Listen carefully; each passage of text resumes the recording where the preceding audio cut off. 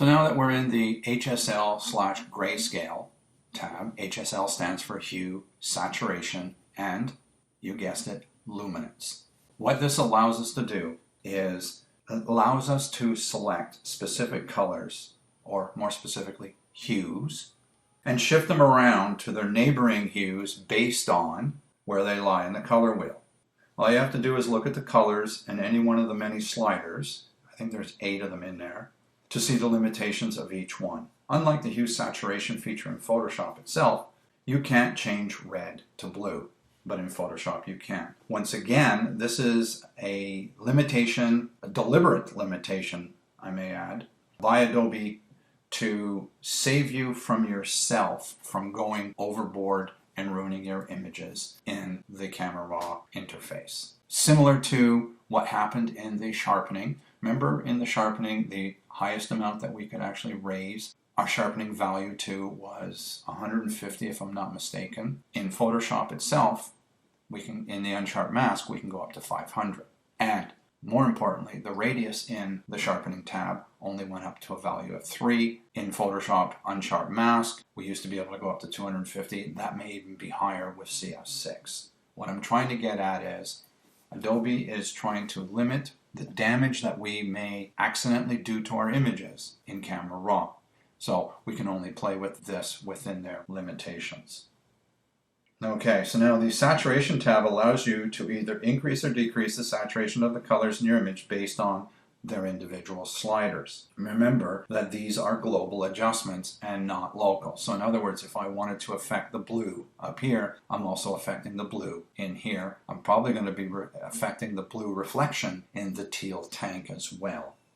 And if there was a blue umbrella down in the bottom of the image, that would get affected also. The Luminance tab allows you to either lighten or darken the colors based on the hue slider in the dialog box. Very handy, very, very cool. And then you have the Grayscale tab here. And what I'm going to do is I'm going to click on the Grayscale just so we can get to that one and over and done with. So there you go. We've created a Grayscale.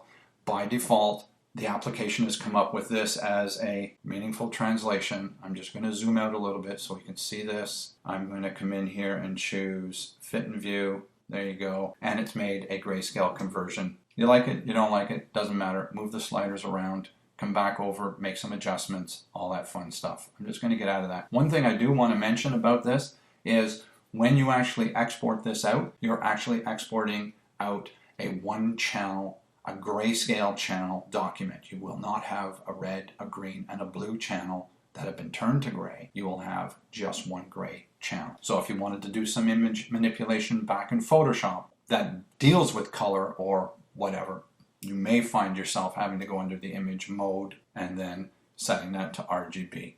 And then you can start doing some of your other stuff that you might want to possibly do. All right, so let's get back out of this and see how these sliders work. Well, you know, the hue for these guys, probably okay. I may want to change maybe the blues a little bit. I'm not 100% sure what I want to do, but we can manipulate the blues just a little bit.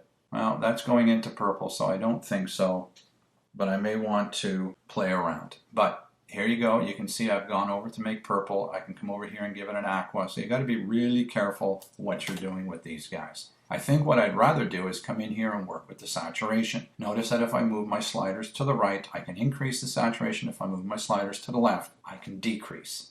I don't know if I really want to, well, I may want to decrease the saturation a little bit in the reds and the oranges. So I'm just going to come in here and I'm going to set this back to, 280. Right.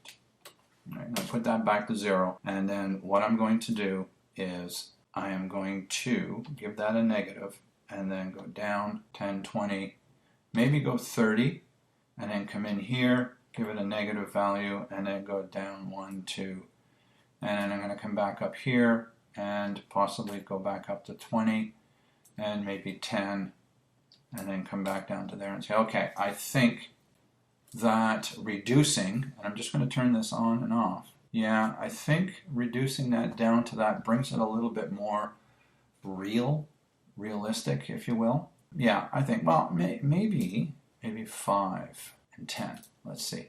Click on that, go this way, there you go. Not quite as overwhelming and all that kind of stuff. The blues, I don't want to play around with any of the saturation there, but I do want to play around with the luminance of the blue, and I think I may want to darken my sky a little bit. Isn't that nice?